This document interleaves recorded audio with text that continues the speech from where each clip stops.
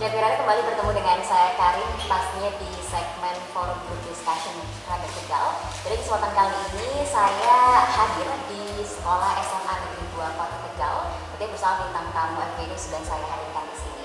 Di samping saya sudah ada 3 bintang tamu spesial yang akan saya ajak ngobrol masalah tentang yaitu pahlawan di era pandemi.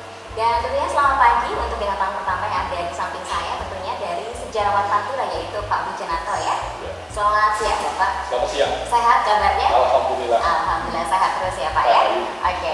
Selanjutnya di sampingnya ada Ketua IDI Kota Tegal yaitu Dr. Said Baraba SPPD Finasi. Selamat siang Bapak. Selamat siang. Kabarnya baik? Alhamdulillah. Masih sehat terus ya Pak ya? Oke, luar biasa.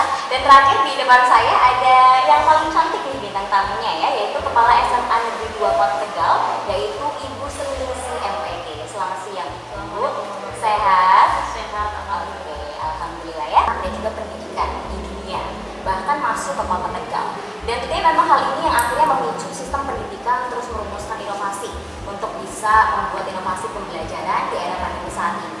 Bahkan juga ada nih tenaga pendidik yang terkena dampak dari pandemi virus corona. Di sektor kesehatan, para tenaga kesehatan ada yang gugur.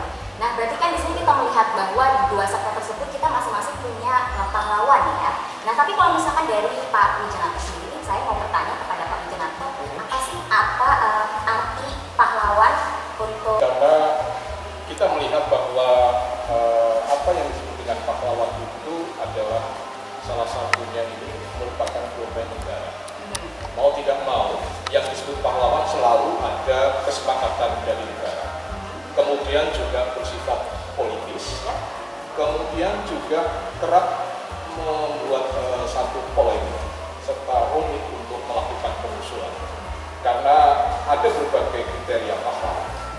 Nah, tetapi yang paling menarik dari situasi pandemi ini ada semacam redefinisi kembali tentang makna pahlawan itu. Karena kalau kita melihat dari definisi negara, kita akan kesulitan untuk menyebutkan bagaimana tenaga kesehatan yang gugur di dalam tugasnya, bagaimana para petani yang membantu tentara saat revolusi kemerdekaan, bagaimana guru yang berjuang dalam menghadapi pandemi ini, ataupun orang-orang yang tidak tercantum dalam album kepahlawanan nasional disahkan oleh negara karena ada satu undang-undang nomor 9 tahun 2010 itu yang berkaitan dengan cara pengusulan pahlawan dan sifatnya politis. Contoh, kriteria pahlawan itu sebenarnya diusulkan oleh Soekarno tahun 1959 dan ini sifatnya juga presiden memiliki hak istimewa dan ada satu lembaga khusus yang namanya waktu itu Lembaga Sejarah dan Antropologi. Yang menarik, ada beberapa pahlawan yang sudah disahkan oleh Soekarno, tanda kutip negara waktu itu, tetapi sampai sekarang ini menjadi tersandra. Contoh, ada nama Tan Malaka. Tan Malaka itu sudah disebutkan sebagai pahlawan, tetapi saat ketika kekuasaan Orde Baru, nama itu tidak disebut. Kemudian Aliwin Prawirodirjo itu juga sama. Hanya gara-gara mereka memiliki ideologi kiri yang saya kira ini. Kemudian juga contoh kemarin Hamid Al-Ghazali. Hamid Al-Ghazali ketika mau diusulkan pahlawan banyak yang menolak karena dia ada satu jeda momentum dia melakukan pembangkangan terhadap perjuangan Indonesia. Kita masih ingat juga ketika Soeharto diusulkan menjadi pahlawan. Kemudian ada Ibu Hartina. Nah, ini satu hal yang menimbulkan polemik. Nah, sekarang ini mestinya kita harus memperluas cakupan pahlawan itu pada sisi tidak hanya berjuang untuk politik kenegaraan, tetapi juga bagaimana humanisme, kemanusiaan, dan persoalan-persoalan dia menghargai nilai-nilai inklusi sosial, dan kemudian dia membantu sesamanya. Ini yang menarik. Saya kira ini harus memperjuangkan kepada pemerintah Kota Tegal untuk memberikan apresiasi terhadap tenaga kesehatan yang gugur karena mengalami persoalan yang berkaitan dengan COVID. Misalkan memberikan satu apresiasi ataupun juga tidak usah mengusulkan kepada negara, tapi pemerintah Kota Tegal ini harus bersifat apresiatif terhadap perjuangan mereka, termasuk guru-guru yang gugur. Nih, saya kira ini sisi kemanusiaan yang paling penting adalah bagaimana pahlawan itu menaburkan humanisme, menaburkan nilai-nilai inklusi inklusi sosial, dan paling penting adalah dia berjuang bukan untuk kepentingan dirinya, tapi kepentingan masyarakat.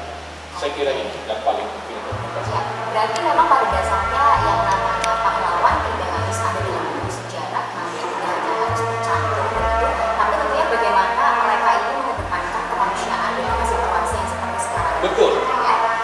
Selama ini kita bikin pahlawan kan terlalu dalam narasi besar. Salah satu yang menarik itu adalah tulisannya Romo Mangun berkaitan dengan bahwa di era revolusi 45 itu tidak hanya TKR yang berjasa, tetapi juga para petani-petani di desa, masyarakat desa yang menyembunyikan para tentara yang kemudian bersembunyi di lingkungan desa. Demikian pula ketika Jenderal Sudirman itu melakukan gerilya, siapa yang membantu mereka? Masyarakat desa inilah, mereka mengalami anonim karena tidak termasuk dalam keyakinan negara untuk disebut sebagai pahlawan. Berarti memang di sini konteksnya kalau misalkan dalam pendidikan adalah di mana mereka ini tetap berjuang untuk tetap terus meneruskan sistem pembelajaran dengan situasi yang memang kita nggak bisa nih untuk bertatap muka atau bagaimana, akhirnya kemudian mereka ya tetap berjuang dengan inovasi yang ada untuk tetap melanjutkan memberikan pendidikan kepada siswanya. Iya. Ya. Ini tidak hanya di pendidikan guru ya. Kalau kita melihat kriteria pahlawan memang sulit sekali untuk kita melihat dulu dari mana, tenaga kesehatan dari mana. Karena kriteria pahlawan menurut Undang-Undang Nomor 20 Tahun 2009 saya katakan tadi, ada pahlawan perintis kemerdekaan, ada pahlawan kemerdekaan nasional, ada pahlawan proklamasi, ada pahlawan kebangkitan nasional, ada pahlawan revolusi, dan ada pahlawan ampera.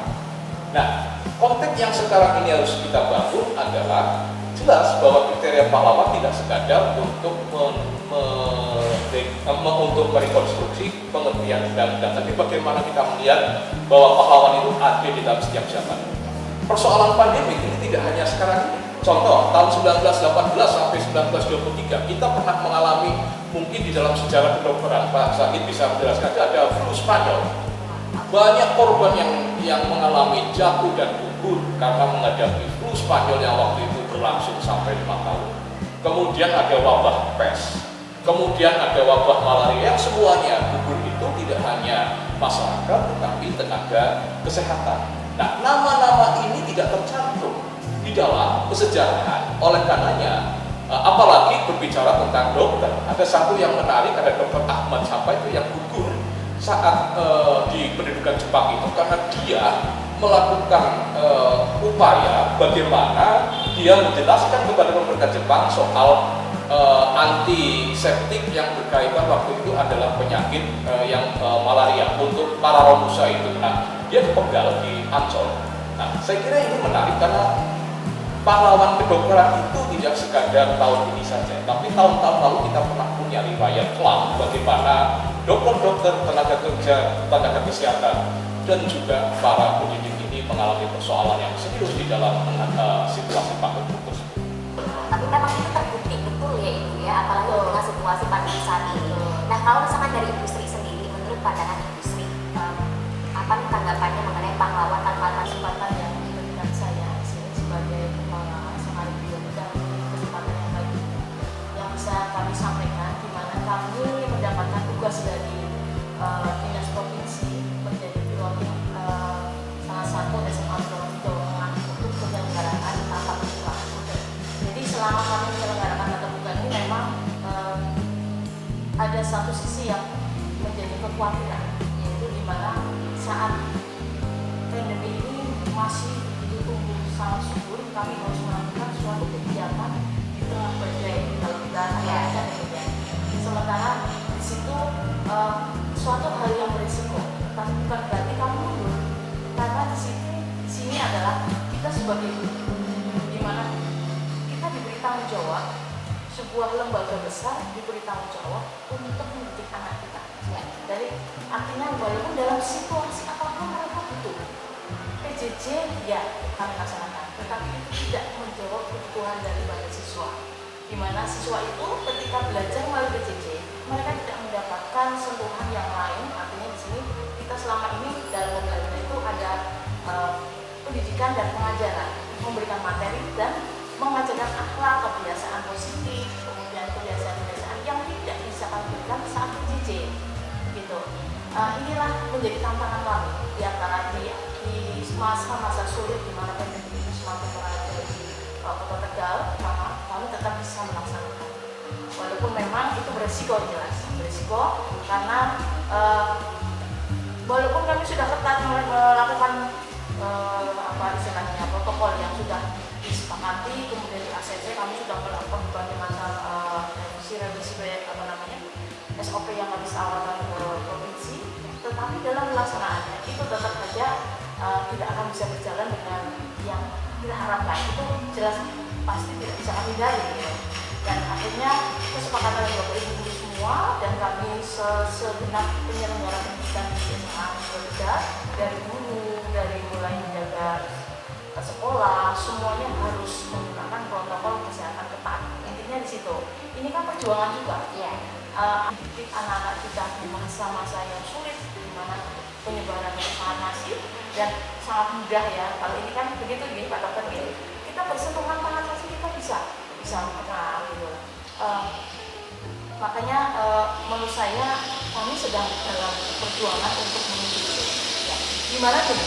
Saya mendapatkan tugas ini dengan penuh tanggung jawab, artinya protokol kesehatan kami lakukan karena ini adalah bentuk konsekuensinya. Anak-anak saya juga saya siapkan dengan menggunakan video simulasi dan mereka paham apa yang dia lakukan selama dia bekerja. Bapak Ibu juga selama dua minggu ya, kami sosialisasikan diri sampai dengan pada masa mereka siapa yang siap melakukan perjuangan ini. Bapak Ibu guru siap, anak-anak siap dengan berbagai macam aturan mainnya. Aturan main di sini artinya adalah yang pertama mereka harus izin dari orang tua yang jelas. Karena kekhawatiran orang tua tidak bisa kami kesampingkan. Ketika mereka tidak mengizinkan anak-anak, kami tidak akan bisa mengajar dengan baik. Yang jadi peran orang tua, kami komunikasi dengan beliau, orang tua yang mengizinkan silakan daftar.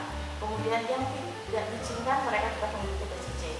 Kemudian yang berikutnya adalah tidak menggunakan angkutan umum. Risiko sekali. Anak-anak yang di luar zona kita, misalnya dia ada banyak dari yang dari Brebes maupun Kabupaten Tegal menggunakan kendaraan umum sangat berisiko. Kami tidak izinkan untuk melakukan PJJ dan melakukan PTM maksud saya. Jadi mereka tetap menggunakan PJJ. Kemudian yang berikutnya adalah anak-anak yang berisiko tertular, artinya punya penyakit yang bawaan, tapi tidak izinkan. Demikian juga dengan Bapak Ibu guru. Perjuangan Bapak Ibu guru ketika mereka mengajar dengan penuh tanggung jawab itu berisiko. Karena apalagi sekarang dengan OTG ini ya Dok ya, yang sehat ternyata mereka mengumumkan virus dan sebagainya. Jadi menurut saya dari sisi pendidikan, dari sisi saya kami sebagai guru, kami berisiko mengajar mereka, memberikan materi kepada mereka, memberikan pendidikan kepada mereka pada masa pandemi ini adalah risiko perjuangan yang luar biasa.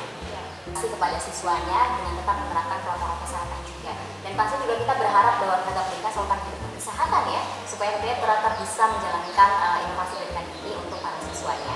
Selanjutnya untuk dari Pak Said Barabas sendiri, terima kasih sudah hadir. Kali ini saya mau tanya, ada yang bilang kalau misalkan tenaga kesehatan adalah garda terdepan untuk dunia kesehatan begitu.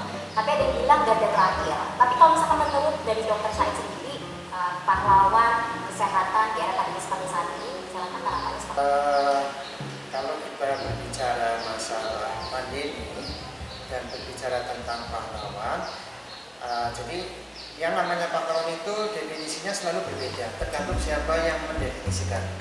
Ada pahlawan negara, ada pahlawan tanpa tanda jasa, tapi masing-masing punya definisi sendiri.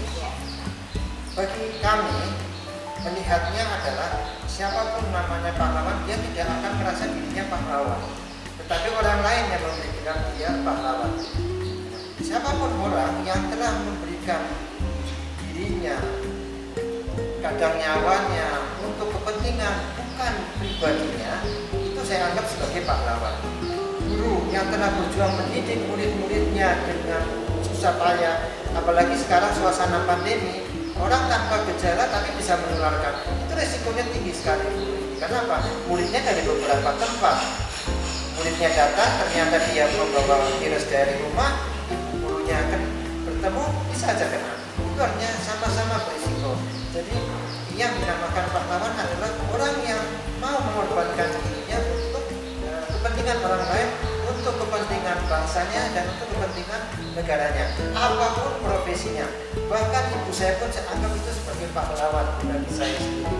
Jadi entah itu mau dicatat di dalam sejarah atau tidak, dalam buku atau tidak ada masalah. Saya kira yang namanya pahlawan tidak membutuhkan dirinya untuk dicatat dan tidak minta disebut sebagai pahlawan. Pandemi ini merupakan suatu wabah yang tidak kita inginkan sebenarnya, tetapi datang dengan sendirinya. Ya memang ada yang mengatakan ini dibikin lah, ini direncanakan lah, tetapi kalau kami tetap yakin bahwa ini memang sudah kejadian yang namanya wabah, pandemi, kecelakaan, dan wabah ini bukan hanya sekali ini. Seperti tadi telah disebutkan bahwa beberapa kali sudah ada wabah di dunia ini. Ya, ini adalah wabah yang terakhir. Mudah-mudahan sih tidak ada wabah-wabah yang akan datang.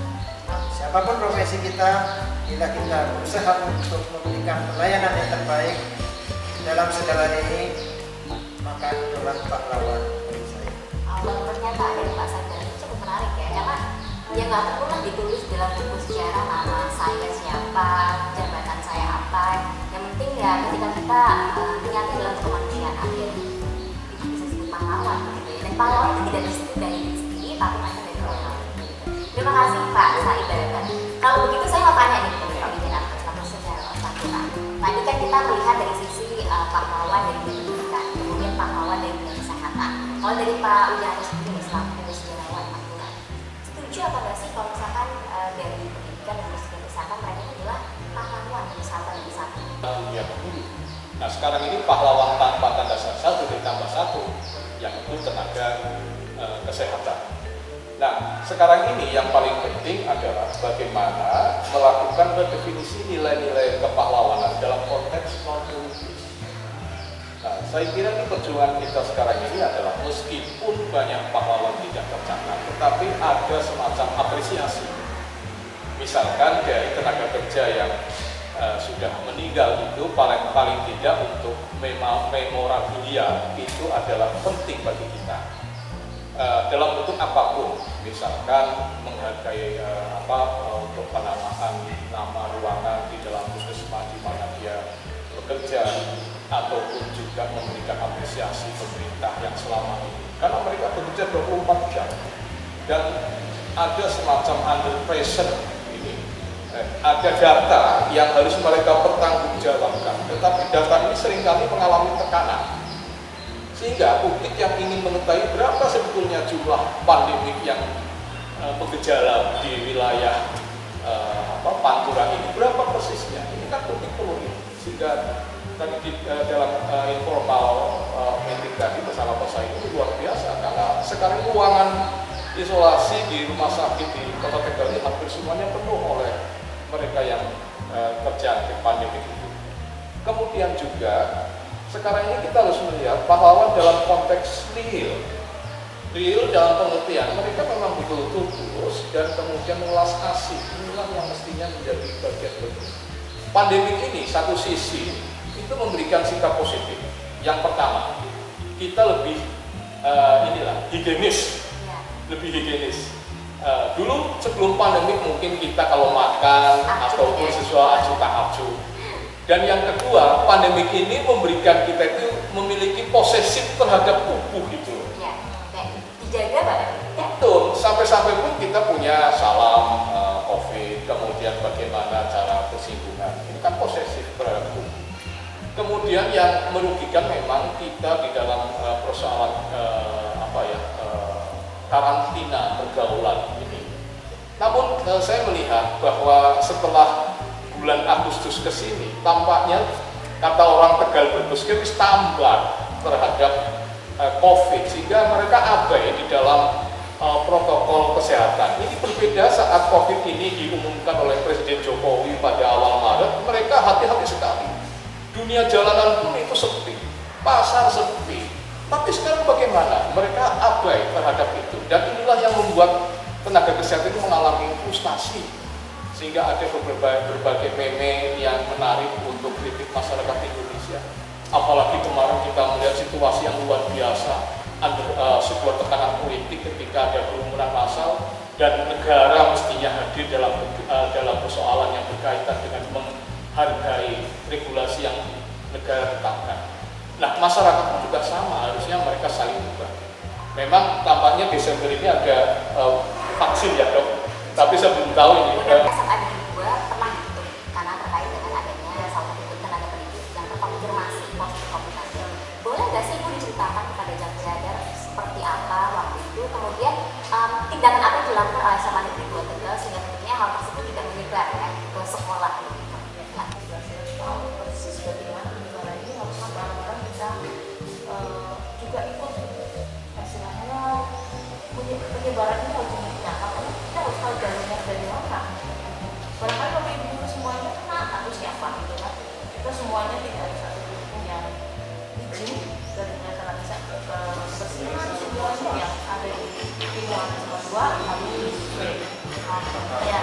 Setelah kemudian kami kerjasama dengan Mas Tegal dan sudah dilakukan penelitian dan sudah dinyatakan semuanya sehat, dan yang OTG atau punya sakit itu sudah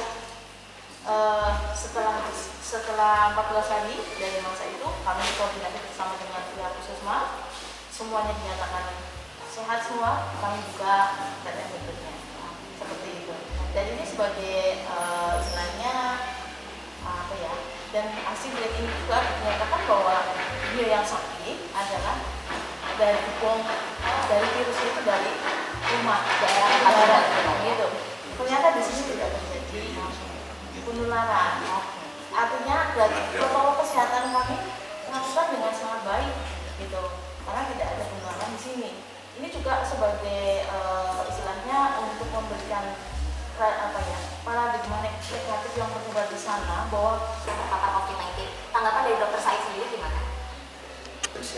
Belum siap untuk menerima pandemi. Sehingga apa? Karena satu, tenaga kesehatan kita masih kurang, fasilitas kesehatan kita masih belum memadai. Belum lagi kita belum terbiasa menangani kasus-kasus dalam keadaan emergensi dalam jumlah yang besar seperti itu. Sehingga adanya pandemi ini tentu saja ada dua konsep yang harus diperjuangkan. Apakah akan melepaskan begitu saja pandemi karena berpikiran sisi ekonomi, akhirnya jumlah kasus meningkat tinggi sekali, sementara jumlah fasilitas kesehatan sangat terbatas. Disinilah akan terjadi problema yang jauh lebih besar daripada kita mementingkan kesehatan dulu baru ekonomi. Karena apa? Akhirnya ekonominya hancur juga, dua-duanya malah lebih hancur. Nah, kalau kita melakukan intervensi yang baik, intervensi itu bukan dilakukan hanya oleh tenaga kesehatan, tetapi seluruh lapisan masyarakat, dari mulai yang atas sampai tingkat yang bawah. Apapun profesinya, dari mulai penjual makanan, orang yang di pasar, tukang beca, sebenarnya tidak ada kesulitan kalau mereka mau melaksanakan protokol kesehatan seperti yang tadi disampaikan oleh Kepala Sekolah SMA Negeri 2 Tegal. Karena apa? Sebenarnya kalau mereka disiplin dengan protokol kesehatan, mau aktivitas apa saja, monggo silahkan. Harus terus berusaha agar kita pun akan mampu mengatasi masalah ini. Saya yakin inna ma'al usri yusra. Di balik setiap kesulitan pasti akan ada kemudahan. Saya kira itu tetap semangat bagi teman-teman semua yang sebenarnya tenaga kesehatan adalah bukan di paling depan tetapi paling belakang.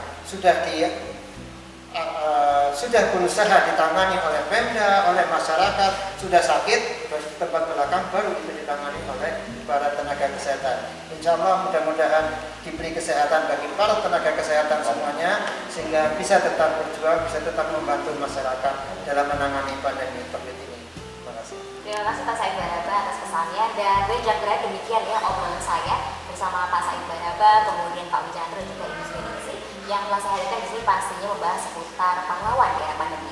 Semoga nanti apa yang beliau sampaikan bermanfaat untuk yang berada dan tetap ingat untuk menerapkan protokol kesehatan dengan sebaik mungkin, yaitu ingat pesan Ibu adalah 3M, itu wajib untuk mengenakan masker, kemudian wajib untuk mencuci tangan menggunakan sabun, dan yang terakhir adalah wajib untuk menjaga jarak. Terima kasih sekali lagi Bapak dan juga Ibu untuk waktunya, dan Jatwi Radar sampai kali pamit, sampai jumpa.